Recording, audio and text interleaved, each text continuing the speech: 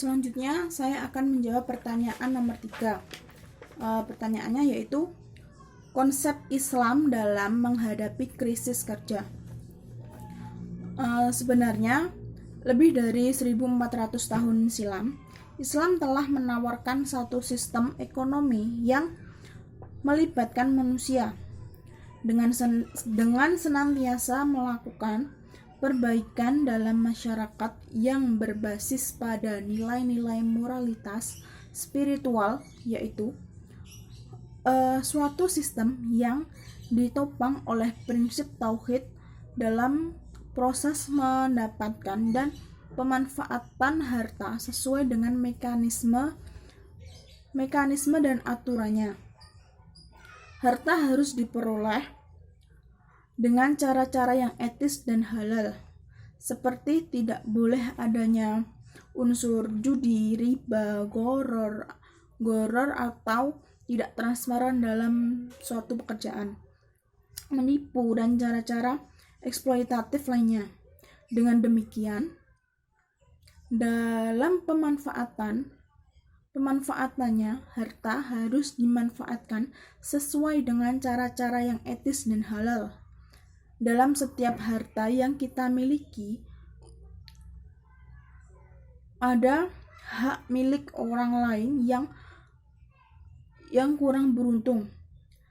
Tegasnya, Islam menghapus segala bentuk praktik ribawi, eksploitatif, judi, dan mempromosikan persaudaraan kerjasama dalam kegiatan ekonomi. Untuk menghadapi krisis kerja sendiri, dalam hal ini kita sebagai seorang muslim haruslah tetap mencari, haruslah tetap berusaha, berdoa, berikhtiar, dan pasrah kepada Allah agar kita juga dapat diterima dalam perusahaan atau dalam pekerjaan tersebut, dan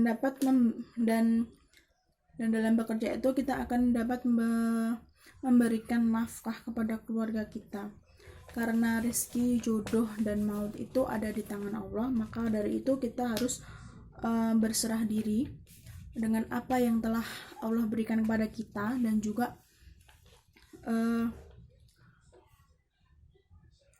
seluruh aktivitas ekonomi atau kerja senantiasa menyeimbangkan kepentingan dunia dan kepentingan akhirat, sekaligus menjunjung tinggi nilai-nilai kemanusiaan dengan mengedepankan akhlak terpuji dalam menjalankan semua pekerjaan sesuai dengan kedudukan manusia sebagai khalifah.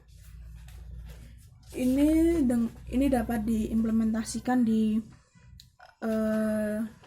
kehidupan saat ini, karena kan saat ini masih dalam kondisi pandemi.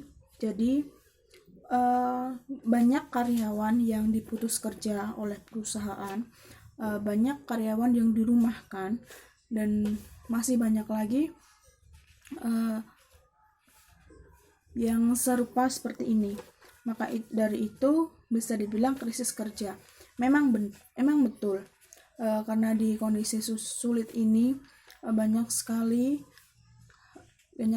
orang-orang yang dirumahkan, orang-orang yang dipecat, orang-orang yang di PHK. Itu karena pihak perusahaan tidak mampu lagi untuk menggaji mereka. Maka dari itu mereka harus dikeluarkan. Kita tidak bisa terus pasrah. Boleh pasrah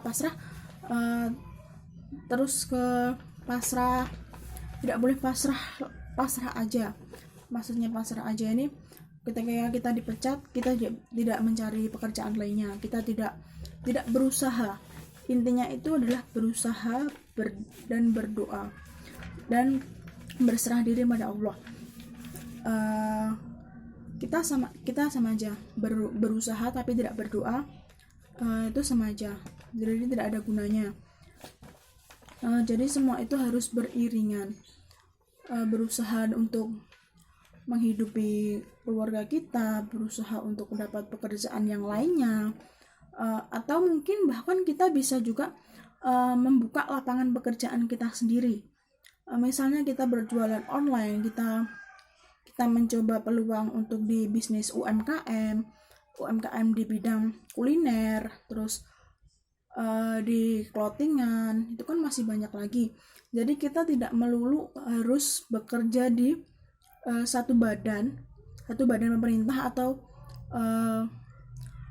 satu badan lainnya. Jadi kita juga harus bisa berpikir keras agar kita dapat menghidupi keluarga kita. Jadi yang harus kita lakukan yaitu berusaha, berdoa, dan berserah diri kepada Allah. Apapun yang diberikan Allah kita terima, karena mungkin Allah sedang menguji umatnya, dan Allah menguji umatnya tidak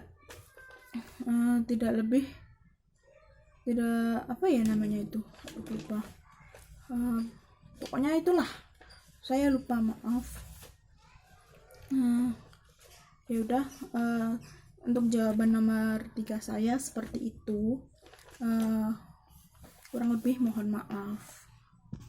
Terima kasih.